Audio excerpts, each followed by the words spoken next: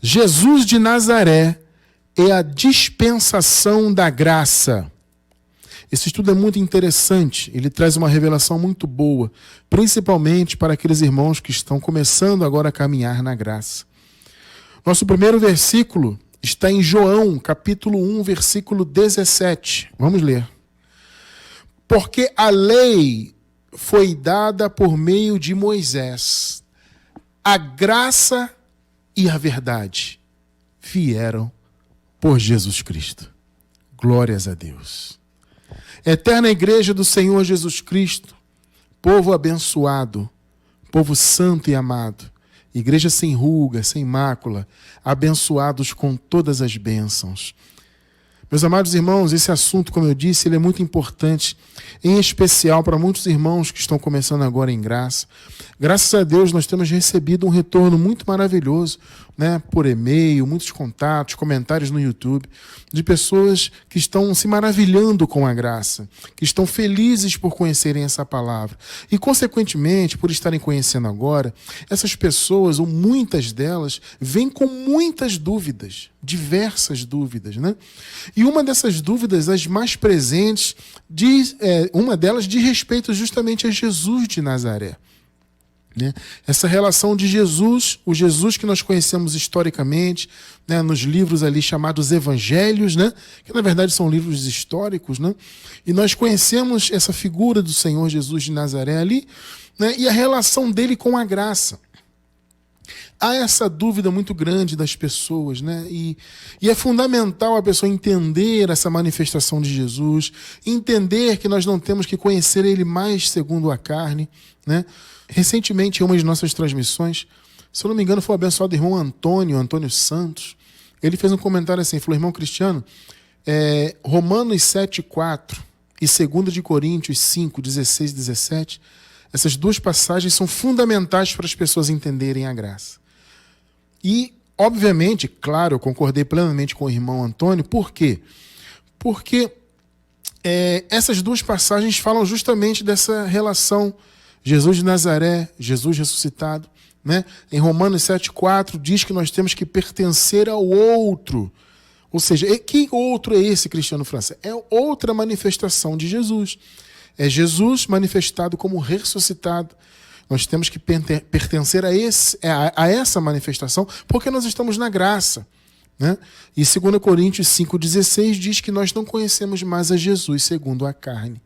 Mas o fato é que, se a pessoa entende a relação de Jesus, né, entende que nós temos que vê-lo agora como ressuscitado, e aprende a separar essas manifestações, a pessoa tem muito mais facilidade de entender a dispensação da graça de Deus.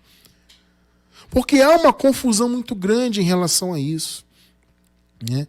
Em relação a qual o período que começou a graça. Irmão Cristiano, Jesus de Nazaré, ele estava na graça.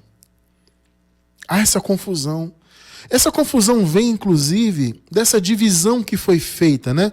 Nós temos o chamado cânon bíblico, né, que é a reunião de todos esses livros da Bíblia, seja a versão católica ou a versão protestante, não importa. Esse cânon ele é dividido em duas partes, né? Antigo Testamento e Novo Testamento. Aí você vai vendo o Antigo Testamento, nessa Bíblia que nós conhecemos, chega em Malaquias, né, diz que acabou o Velho Testamento. Aí vem o livro de Mateus. Né? Então o livro de Mateus, que eles chamam de evangelho, né? Os 4 primeiros livros da Bíblia, eles chamam de evangelhos, e os 3 primeiros seriam os evangelhos sinóticos, né? Que são evangelhos semelhantes, muito semelhantes, e só que na verdade nós entendemos que não são evangelhos. Esses 4 primeiros livros da Bíblia são livros históricos, porque eles contam a história de Jesus de Nazaré. Então são registros históricos da passagem de Jesus.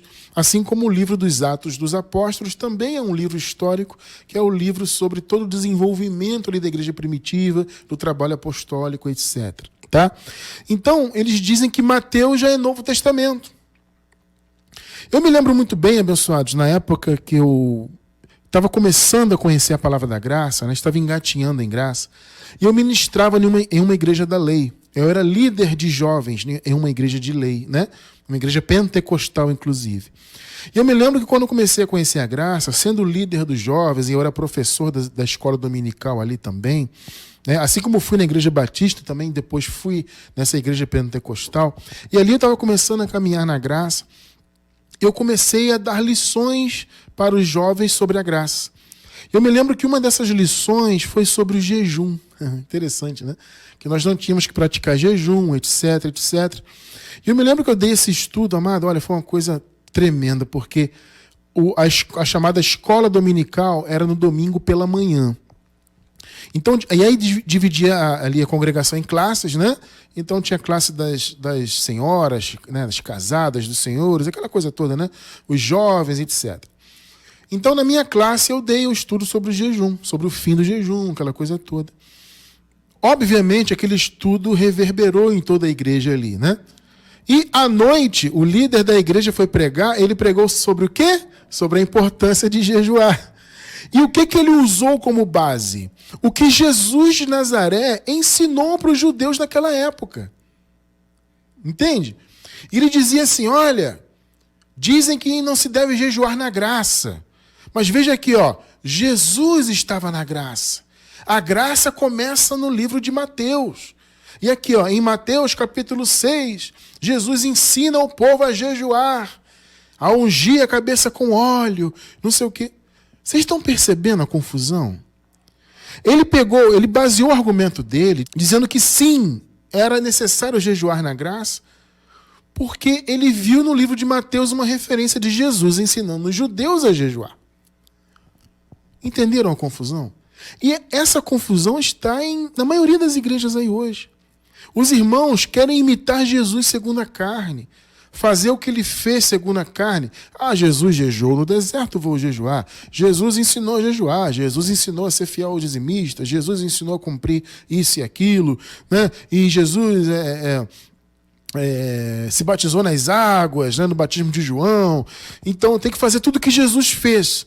Essa tendência de imitar Jesus segundo a carne, ela é até compreensível, observe bem isso. É compreensível, porque se a pessoa se diz cristã, é claro que ela quer imitar Jesus, né? É uma coisa óbvia. Mas esse pensamento de imitar Jesus segundo a carne vem justamente dessa falta de conhecimento em relação às manifestações de Jesus, né? Em relação a não conhecer mais a Jesus segundo a carne, mas conhecê-lo como ressuscitado. A entender que o fato de o sistema chamar esses livros a partir de Mateus de Novo Testamento não significa que Jesus estava debaixo do Novo Testamento. Ele não estava. Essa é a confusão. Mas, Cristiano, se é chamado de Novo Pacto, então Jesus não estava na graça? Aí é que está, amado. O início da história de Jesus, ele não estava debaixo da graça. Mas, Cristiano, você acabou de ler que a graça e a verdade vieram por Jesus Cristo. Sim, amado. Porque a graça, ela surgiu, ela se manifestou a partir do cumprimento da lei. A graça não poderia ser liberada para os filhos de Deus se a lei não fosse cumprida. A lei tinha exigências, né? E era necessário que essas exigências fossem cumpridas para que a graça fosse totalmente liberada. A lei tinha que ser cumprida. E o único que cumpriu a lei, de fato, no espírito da lei, foi Jesus manifestado em carne. Vocês percebem isso? Então, a graça veio por ele em que sentido? No sentido de que ele veio para cumprir a lei, para que a graça fosse liberada, para que o caminho da graça fosse aberto para os filhos de Deus. Então, não é que Jesus nasceu já debaixo da graça. Não. Não tem nem lógica isso. Ele nasceu debaixo da lei. Vamos caminhar nesse conhecimento para a gente entender bem isso aí. Olha só, Gálatas 4:4. Veja essa revelação. Mas, vindo a plenitude dos tempos, percebe, né? A plenitude dos tempos foi o nascimento de Jesus, né? Deus enviou o seu filho, nascido de mulher, nascido debaixo da graça. É isso? Não, né? Nascido debaixo da lei. Então, você vê que esse líder religioso que tentou rebater o meu estudo lá nessa experiência que eu contei agora há pouco, né? Ele tentou rebater o meu estudo sobre o jejum, dizendo que Jesus estava na graça já ensinando a jejuar. né? Ensinando a jejuar já na graça. Porque Mateus já era Novo Testamento. Percebe?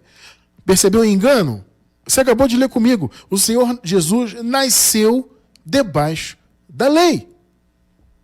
Então Jesus nasceu e viveu debaixo da lei. Mesmo porque ele era um judeu, né? Então ele tinha o chamado a cumprir aqueles mandamentos. Só que Jesus não cumpriu no sentido legalista, né? Ele cumpriu, como nós costumamos chamar, o espírito da lei, ou seja, aquilo que realmente precisava ser cumprido. Então Jesus nasceu e viveu debaixo da lei porque ele veio justamente para cumprir a lei. Repito, a graça só podia ser liberada, o caminho da graça só poderia ser aberto se a lei fosse cumprida. Então Jesus veio exatamente para isso. Vamos ler esse registro histórico. Mateus capítulo 5, vamos ler os versos 17 até o 18. Vamos lá. Não cuideis que vim destruir a lei ou os profetas. Observe bem isso aqui, hein? Não pensem que eu vim destruir a lei ou destruir os profetas. Eu não vim abrogar, mas cumprir. Abrogar é o mesmo que abolir, né? Não, eu não vim abrogar, eu não vim abolir, eu vim cumprir. Olha que interessante. 18. Porque em verdade vos digo que, até que o céu e a terra passem... Ih, Cristiano, o céu e a terra vão passar? Amados, nós já temos um estudo sobre isso aí. Tá? Aliás, eu vou deixar um estudo, o link com todos os estudos de escatologia consumada. Dentre esses estudos de escatologia consumada, vocês vão encontrar o estudo sobre o céu e a terra terem passado, né? Eu não lembro o tema exatamente, mas se eu não me engano o céu e a terra já passaram. Se eu não me engano o tema é esse. Mas como eu disse, eu vou deixar todos os estudos de escatologia consumada. Tá? Eu não vou entrar nisso hoje, claro, porque nós já temos estudos sobre isso. Então, ele disse, porque em verdade vos digo que, até que o céu e a terra passem, nem um jota ou um tio jamais passará da lei sem que tudo seja cumprido. O que está escrito aqui, que você leu aí?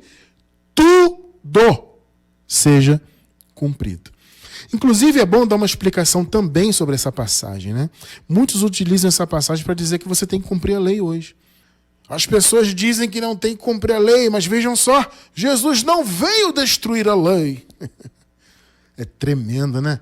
A distorção que se faz das coisas que Jesus falou é tremenda, meu irmão.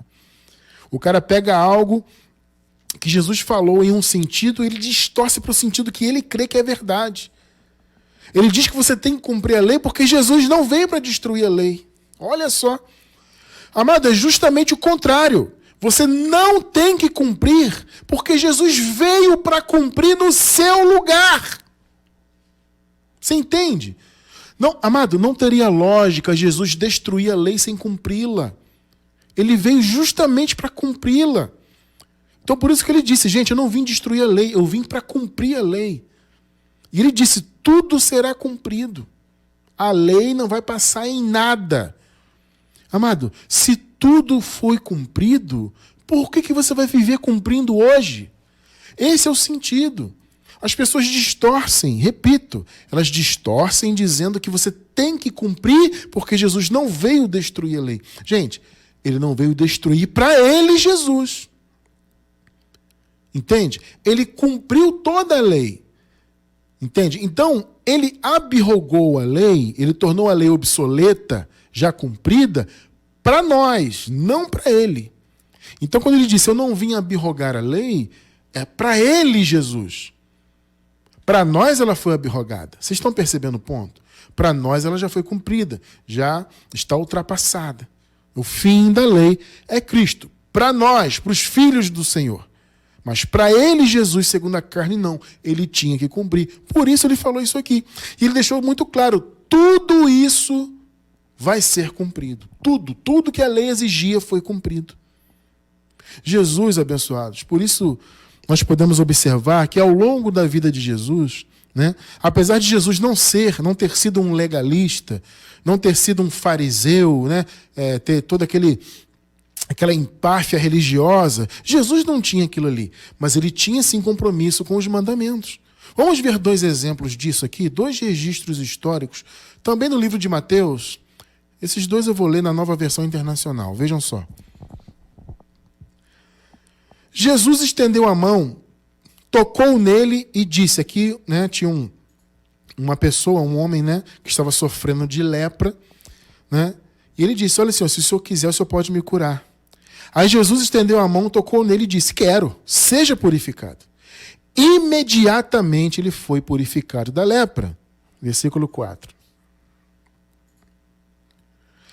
Em seguida, Jesus lhe disse, olhe, não conte isso a ninguém, mas vá mostrar-se ao sacerdote, olha só, amado, e apresente a oferta que Moisés mandou para que sirva de testemunho. Ó, olha o cuidado de Jesus. Olha o cuidado de Jesus. Olha, você foi curar, porque isso aqui era um mandamento realmente, né? Então, quando as pessoas passavam por um processo, né, de uma doença como essa, né, da lepra, por exemplo, quando ela era curada, ela tinha que se apresentar e passar por uma purificação. Era uma ordem da lei. E Jesus falou, ó, vai lá para que sirva de testemunho, para que todo mundo veja que nós estamos alinhados com Moisés. Vai lá e cumpre lá o que Moisés mandou. Apresente-se lá para a purificação. Apresente-se ao sacerdote. Você foi curado da lepra. Percebe o cuidado de Jesus com o cumprimento da lei? Foi o que ele disse que nós acabamos de ler. Eu não vim abrogar, eu não vim destruir, eu vim cumprir. Mais um registro aí do cuidado de Jesus. Mateus 23, 23. Olha só. Ai de vocês, mestres da lei, fariseus hipócritas! Vocês dão o dízimo da hortelã, do endro e do cominho, mas têm negligenciado os preceitos mais importantes da lei. Percebe que o cuidado de Jesus com a lei? A justiça, a misericórdia e a fidelidade. Vocês devem praticar estas coisas sem omitir aquelas. Pegou aí? Jesus não disse que eles não tinham que cumprir a lei. Aqui Jesus estava dizendo que eles tinham que observar o que era mais importante. Eles tinham que cumprir tanto uma coisa quanto a outra. Vocês estão percebendo o ponto? O cuidado de Jesus com a prática da lei. E as pessoas se apegam hoje nisso. Irmão Cristiano, tem que cumprir a lei. Jesus cumpriu. Jesus tinha cuidado com a lei. Como é que eu não vou ter? Amado, ele tinha porque ele era judeu. Ele tinha porque ele veio para isso. Hoje eu posso viver na graça. Você, nós podemos viver e descansar na graça porque Jesus cumpriu toda a lei. E aí você se pergunta, irmão Cristiano, onde tudo isso foi cumprido? Obviamente, amado, foi na cruz do Calvário. O Senhor derramou seu sangue, ele se apresentou como Cordeiro de Deus para derramar o sangue, o único sangue que poderia aniquilar os pecados, né? Aniquilar o pecado original e perdoar todos os pecados decorrentes, tudo que a carne pratica. Todos os pecados, então, foram limpos pelo sangue do Cordeiro. Quando você nasceu nesse mundo, nós nascemos aqui, já nascemos livres desses pecados, ou seja, das condenações desses pecados. Tá? É claro que a carne permanece no sentido de desejar fazer o mal. A carne sempre vai ser assim, a carne. Ela sempre vai querer praticar o mal. Ponto. Agora, a condenação que antes a carne trazia para o Filho de Deus, ela já não traz mais. Porque o pecado e a carne foram aniquilados na cruz. Então, tudo em relação à lei foi cumprido na cruz. E uma outra coisa importante que eu tenho que explicar aqui.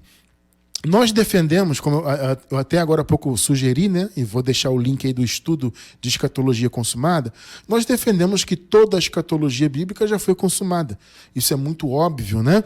Esse entendimento da escatologia consumada ele é o mais coerente com o texto bíblico, com a história, com tudo. É maravilhoso. Se você não entende isso ainda, procure entender da escatologia consumada, que você vai ver que tudo vai se encaixar muito bem. Tá?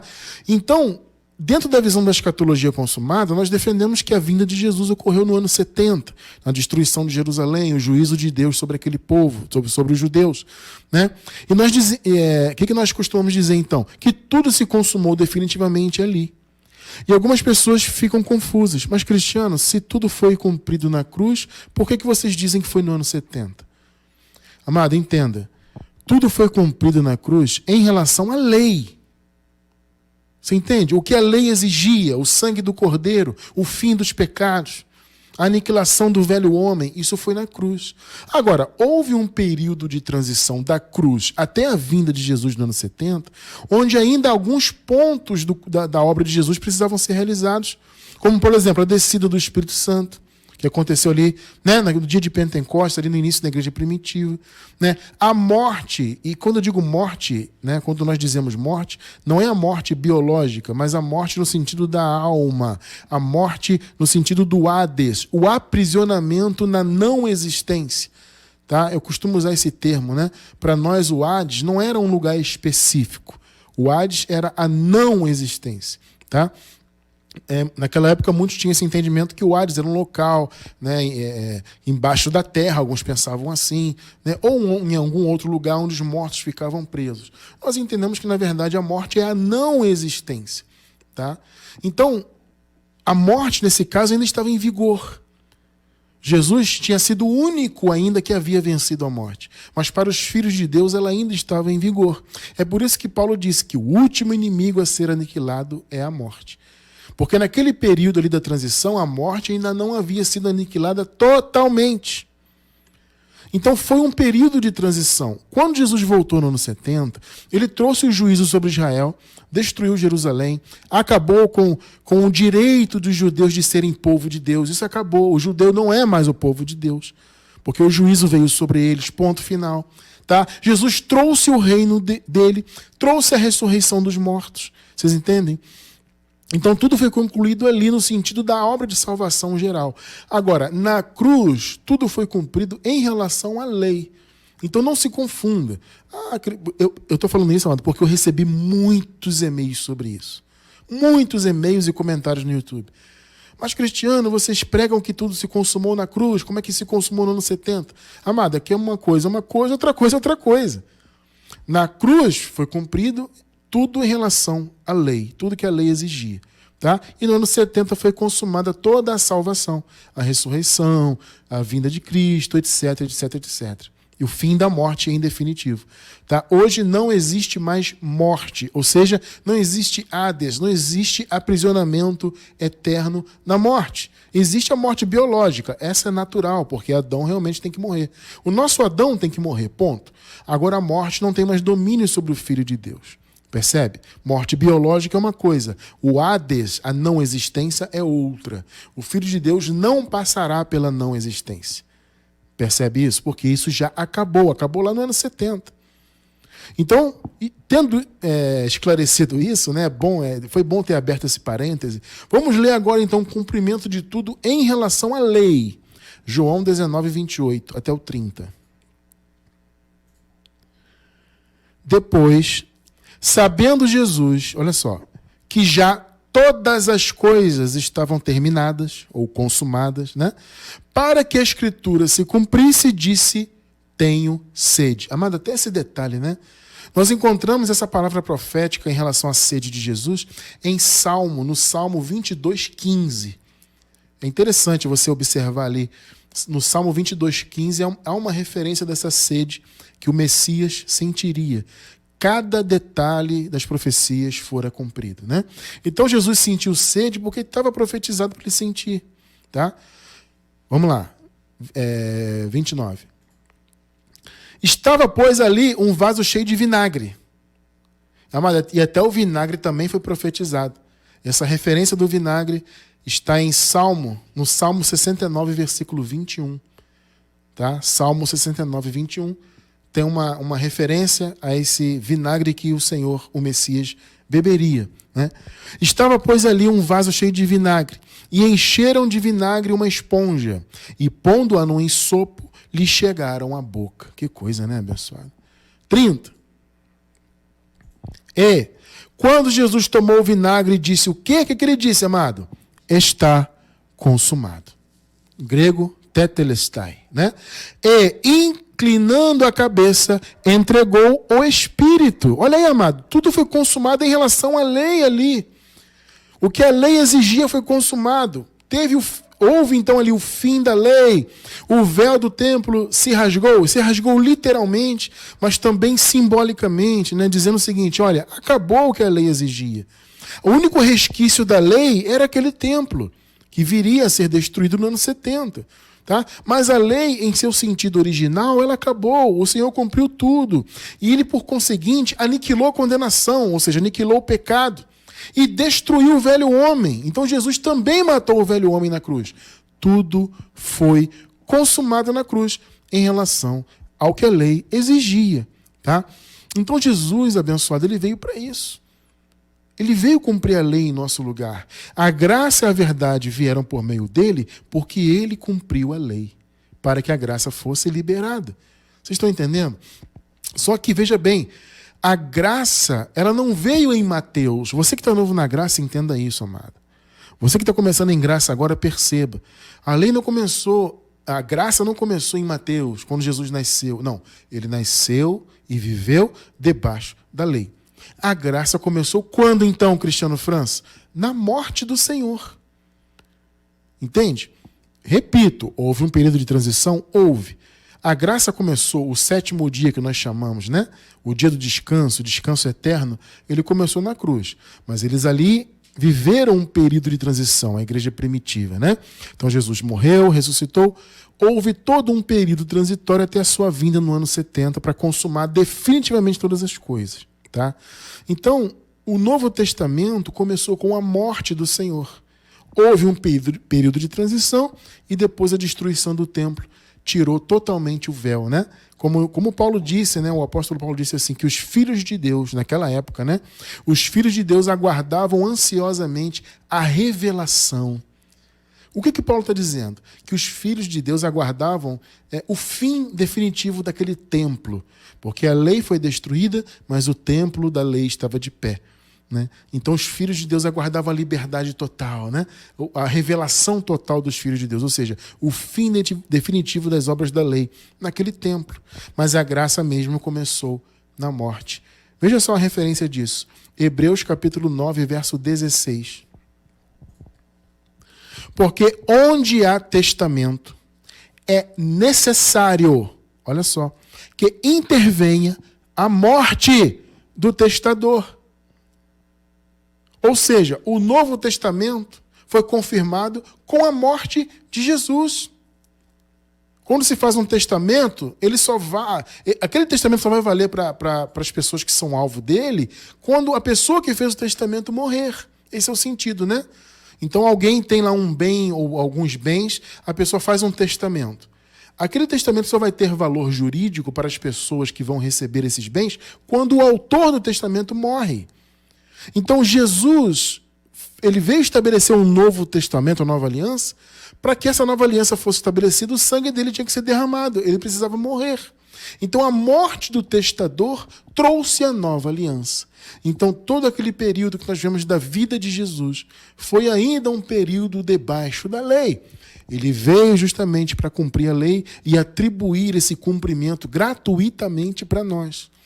Então, abençoado irmão, abençoada irmã, é um equívoco você querer imitar Jesus segundo a carne. Jejuar porque ele jejuou, fazer isso porque ele fez aquilo, batizar na água porque ele batizou. As pessoas têm muitos argumentos. Mas se Jesus era o Filho de Deus, e ele, mesmo sendo Filho de Deus, se batizou, porque eu que sou aqui um miserável pecador não vou me batizar. Entende? É claro que é compreensível a pessoa que não tem entendimento da graça falar isso. Mas você percebe que isso é uma bobagem.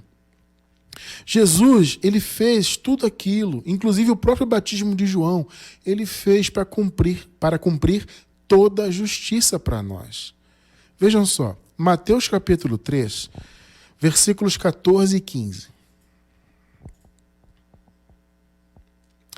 Mas João, o João Batista, né, opunha-se-lhe a Jesus, né? Ele se opunha a Jesus dizendo: Jesus, eu careço de ser batizado por ti. Porque, amado, João sabia quem era Jesus, né? João disse, esse é o Cordeiro de Deus que tira o pecado do mundo. Tremendo, né? Então o João sabia quem era Jesus. Ele falou, Jesus, é eu que tenho que ser batizado por ti. E tu vens a mim? 15.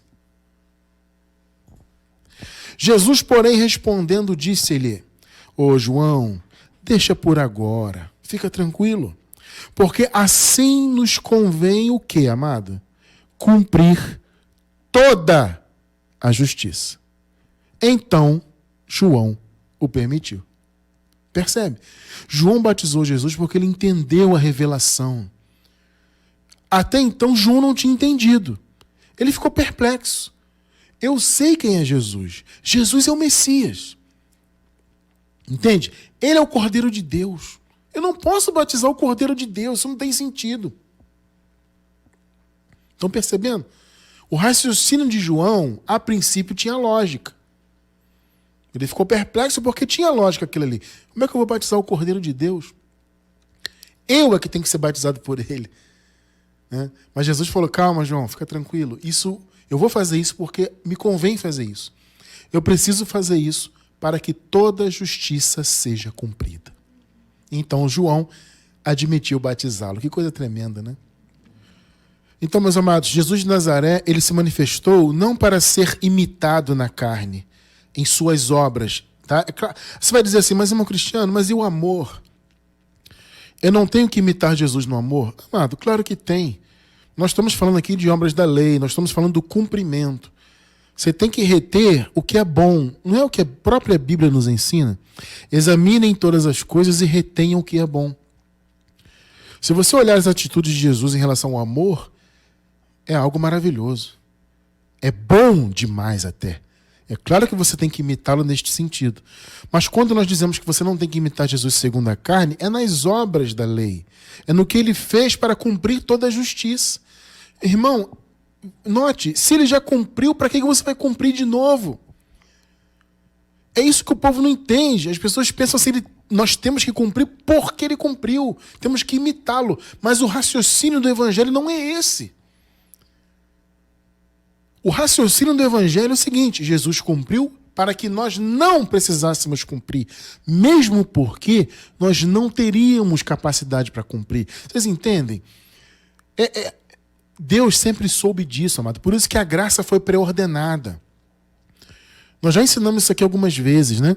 A graça foi pré-ordenada porque Deus sempre soube da incapacidade do homem. O homem não teria condições de cumprir nada para ser salvo. Então o Cordeiro se manifestou para derramar o seu sangue por nós. Agora, você querer cumprir o que ele já cumpriu é um desmerecimento. É o mesmo que dizer o seguinte, o que Jesus fez não valeu, eu tenho que fazer a minha parte. Você percebe o absurdo que é isso? Então, quando Jesus disse que eu não vim para destruir a lei, eu vim para cumprir, ele não veio destruir para ele, Jesus. Entende? Ele não veio abrogar para ele. Mas para nós ela foi abrogada justamente pelo que ele fez. Então ele disse, João, a mim me convém cumprir toda a justiça. Eu vou cumprir tudo. E vou liberar esse cumprimento, essa graça, obviamente, gratuitamente. A vida eterna que virá pela minha obra, ela é um dom gratuito que eu vou dar para o meu povo, para os meus escolhidos. Então você não tem que imitar Jesus segundo a carne em relação à religião que ele cumpria. Os mandamentos que ele seguia. Vocês entendem isso? Ele não veio para ser imitado na carne, nesse sentido. Ele veio para nos substituir. Ele veio para substituir o povo de Deus que estava debaixo da lei e que não conseguiria ser salvo. Né? Ele veio para substituir aqueles que eram filhos de Deus, mas estavam presos à morte. Né? Estavam debaixo da maldição. E ele veio assumir toda aquela maldição. Entende? Gálatas 3,13, vejam só. Cristo nos resgatou da maldição da lei, olha aí, fazendo-se maldição por nós. Percebe? Obviamente o Paulo está falando do povo daquela época, né? Porque eles nasceram ainda debaixo da lei. Eles nasceram antes da cruz, né? Então eles estavam sob a maldição da lei. Então Paulo disse, olha, Jesus veio para nos livrar da maldição da lei. E ele se fez maldição por nós, ou seja, em nosso lugar. Ele veio para nos substituir. Nós que nascemos depois do ano 70, depois de toda a obra consumada, nós fomos libertos da lei indiretamente. Tá? Ou seja, nós não fomos alcançados pela maldição da lei, porque Jesus cumpriu toda a lei e aniquilou, né, o pecado e tudo mais na cruz do Calvário. Né? Então ele se fez maldição no lugar do povo. Né? E nós fomos libertos, então, daquela maldição indiretamente. O povo da igreja primitiva foi liberto diretamente, porque eles nasceram debaixo daquela maldição. Então o Senhor os libertou, os resgatou. Nós fomos libertos indiretamente, ou seja, nós já nascemos com a obra consumada. Tá? Então Cristo nos resgatou da maldição da lei, fazendo-se maldição por nós. Porque está escrito, maldito todo aquele que for pendurado no madeiro. Então Jesus cumpriu toda a obra, meu amado. É importante você entender isso. Né? Então Jesus, além de não ter vindo para ser imitado na carne, ele também não veio para ensinar o evangelho da graça. Isso é uma das coisas que também mais confundem o povo, especialmente os irmãos que estão chegando em graça agora, né? As pessoas se confundem muito com isso. Mas, Cristiano França, tudo bem, Jesus não veio para ser imitado na carne, eu entendo. Mas por que ele não ensinou a graça, então? Porque, amado, esse não era o chamado de Jesus de Nazaré. No que Jesus de Nazaré ensinou, a gente consegue sim vislumbrar, né, alguns pontos da graça. A gente consegue captar, né, nós que temos, graças a Deus, né, os olhos iluminados pela palavra, a gente consegue captar, né, filigranas da graça em muitas coisas que Jesus ensinou. Mas ele não veio para ensinar toda a revelação da graça. Não, esse não era o chamado dele. Tudo acontece no tempo certo. Tudo foi pré-determinado por Deus. Tá? E havia um homem separado por Deus, né, para que trouxesse a dispensação da graça. Já vamos falar disso. Então Jesus de Nazaré, ele não veio para ensinar a graça. Mais uma vez, quando diz lá no primeiro versículo que nós lemos hoje, que a graça e a verdade vieram por Jesus Cristo, é no sentido de que a graça e a verdade foram liberadas para nós por meio da obra dele. Tá? Não é que ele nasceu debaixo da graça já e tudo que ele fez já foi dentro da graça. Não, não foi. Jesus nasceu debaixo da lei, você já viu isso com a gente aí, né? Nasceu debaixo da lei, cumpriu toda a lei, ele veio para isso. Tá? Só que ele também não veio para ensinar a graça. Observe essa passagem aqui muito interessante. Livro histórico de João, capítulo 16, verso 12. Aqui Jesus falando com os seus discípulos, né? Ele disse o seguinte: ainda tenho muito que vos dizer, mas vós não o podeis suportar agora. Ou seja, calma, tudo é no tempo certo. No tempo certo, a revelação da graça vai acontecer. Louvado seja Deus por isso, né? Então, amado, Jesus, obviamente, ele tinha todo o conhecimento da graça. Claro que tinha. Mas ele não tinha o chamado de ensinar sobre ela. Não era o tempo para isso ainda. Ele, então, não veio para ensinar a graça. Ele veio para ser um instrumento da graça. Para que a partir dele, ou seja, da obra consumada por ele, a graça fosse liberada. Né? E aí o que acontece? O plano eterno de Deus, como eu disse agora há pouco, foi ter escolhido um homem para isso. Um 13º apóstolo, né? Porque havia 12 apóstolos ali do Messias, de Jesus de Nazaré, que foram enviados apenas para os judeus. E o Senhor, então, depois separou um apóstolo para todos. Né? Ele é chamado de apóstolo dos gentios porque ele teve esse ministério mais voltado para quem não era judeu. Né? Mas, na verdade, a mensagem da graça é para todos, para todas as etnias. Tá? E esse homem, então, recebeu do Senhor a dispensação da graça. Essa semana mesmo, anterior, né, que passou agora, nós recebemos um e-mail de uma irmã, ela dizendo que estava muito feliz com a graça, estava aprendendo, mas que tinha muitas dúvidas. E uma das perguntas que ela fez foi o seguinte: irmão Cristiano, por que vocês falam tanto de Paulo? É uma dúvida também que as pessoas que estão novas na graça têm, né? Por que fala-se tanto em Paulo? Justamente por isso, amados. Porque Paulo foi separado por Deus para receber a dispensação da graça. Então, Jesus de Nazaré veio para cumprir a lei, para aniquilar o pecado, por fim à lei, né? O fim da lei é Cristo. Então ele veio para colocar fim à lei, aniquilar o pecado consequentemente e aniquilar o velho homem. Ele fez isso. Ele cumpriu tudo lá na cruz em relação à lei. Tá? Só que a dispensação da graça, a revelação desse entendimento, Deus tinha já reservado para um outro homem. Esse homem foi o apóstolo Paulo. Então nós falamos muito de Paulo, não é por uma idolatria, Paulo, nada disso.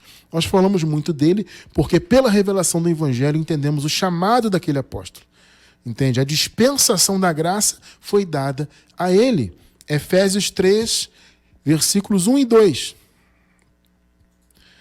Por esta razão, eu, Paulo, o prisioneiro de Cristo Jesus, por amor de vós, os gentios, se é que tendes ouvido, vejam só, a dispensação da graça de Deus, que para convosco me foi dada.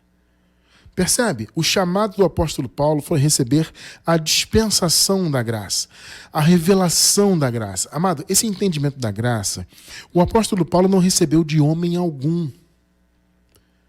Entende? O Paulo não recebeu de ninguém que veio antes dele. Essa revelação da graça não veio de Pedro, não veio de Tiago, de João, de Gamaliel, né? Paulo diz que foi criado aos pés de Gamaliel, né? Lá debaixo da lei. Obviamente, essa revelação não veio de nenhum deles. Essa revelação veio de Jesus Cristo. Jesus já ressuscitado. Porque Paulo não andou com Jesus de Nazaré. Paulo não conheceu Jesus de Nazaré, não conviveu com Jesus de Nazaré. O chamado de Paulo foi muito específico, foi totalmente voltado para a nova aliança, para a dispensação da graça de Deus. Entende? Estão percebendo o ponto? E aí o Paulo foi levado ao paraíso, né? Essa história que, poxa, todos nós conhecemos em graça, né? O Paulo foi arrebatado ao paraíso. Ele diz que não sabe se foi no corpo, se foi fora do corpo. O fato é que ele foi ao paraíso e ouviu do Senhor Jesus palavras inefáveis, né? Palavras inefáveis, a revelação da graça.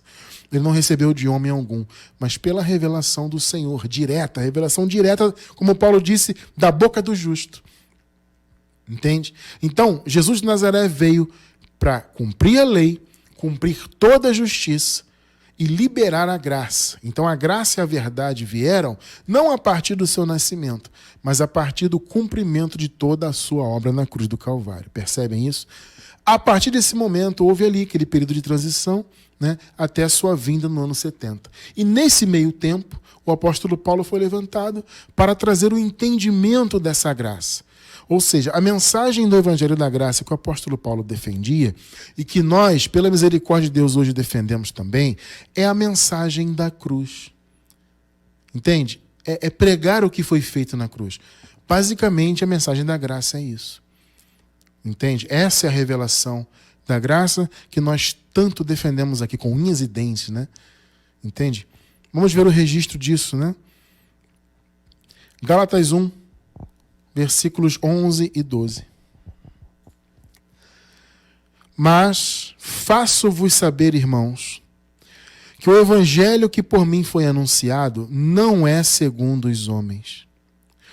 Porque não o recebi, nem apreendi de homem algum, mas pela revelação de Jesus Cristo. Percebe? Nenhum homem falou da graça para o apóstolo Paulo. Né? E Paulo está chamando a atenção disso aqui por quê? Porque a igreja dos Gálatas estava sendo invadida ali pelos da circuncisão. Né? O povo da lei queria que os Gálatas servissem a Jesus através da lei. Com circuncisões, com dias de festa, com isso, com aquilo. Com todo aquele mover judaizante. Né? E eles vieram então com um evangelho misturado, um falso evangelho, na verdade, né? Porque o evangelho mesmo é só a graça. Entende? Não tem outro evangelho. Tá? Então eles vieram, aqueles judaizantes, invadindo a igreja com um raciocínio da lei. Ou misturando Jesus com a lei, né? Olha, vocês creem em Jesus? Tudo bem, mas tem que estar segundo a lei. Tem que circuncidar, tem que fazer isso, fazer aquilo. Percebem o ponto? Então Paulo veio e alertou por meio dessa carta. Gálatas, fiquem atentos. Ainda que venha um anjo do céu, está no contexto isso aqui, né? Ainda que venha um anjo do céu e vos pregue um outro evangelho, é anátema. Gente, olha que coisa tremenda, né? Um anjo.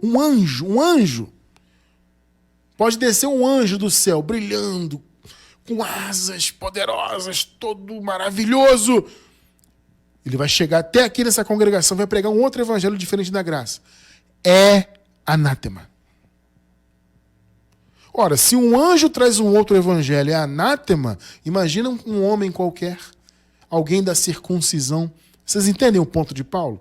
Então você está dizendo o seguinte, ô Gálatas, vocês não têm que ficar maravilhados com esses caras aí, não. Eles dizem que são da lei, que eles que guardam, né, os mandamentos, etc. Não se maravilhem com isso, porque o que eu recebi, eles não receberam. Eu recebi revelação de Jesus Cristo, o verdadeiro evangelho. Eu recebi a dispensação da graça. Abençoados com todas as bênçãos, você que está chegando agora na graça está compreendendo isso. Você não tem que conhecer Jesus segundo a carne. Você não tem que imitar Jesus na carne. Você não tem que fazer obras da lei, qualquer tipo de obra que Jesus fez. Porque ele fez. Não, é o contrário. Você não tem que fazer justamente porque ele fez no seu lugar. O que temos que fazer agora é valorizar a obra de Jesus. E como que eu faço isso, Cristiano França? Descansando na graça. Quando você descansa na graça, você está valorizando a obra que Jesus fez para você. Entende? Porque você compreende que o que ele fez foi suficiente. Então isso é valorizar o que ele fez. Isso é valorizar a cruz. O que passa disso, amado, é coisa humana, é coisa da carne. São coisas de homens, sabe? Homens desviados da verdade, como Paulo disse. Percebe? Então eu glorifico a Deus, eu louvo ao nosso Senhor por esse conhecimento. Eu louvo a Deus porque Jesus se manifestou em carne para aniquilar o pecado, para cumprir a lei, aniquilar o velho homem. Ele fez a obra dele, mas agora nós pertencemos ao outro. Nós pertencemos a Jesus ressuscitado. Nós estamos debaixo da dispensação da graça que foi revelada ao apóstolo Paulo e que pela misericórdia de Deus tem sido revelada para nós também nesses tempos modernos. Louvado seja Deus por isso. E seguiremos firmes nessa luta, divulgando essa palavra. É nossa obrigação fazer o povo de Deus conhecer a verdade do Evangelho da graça de Deus.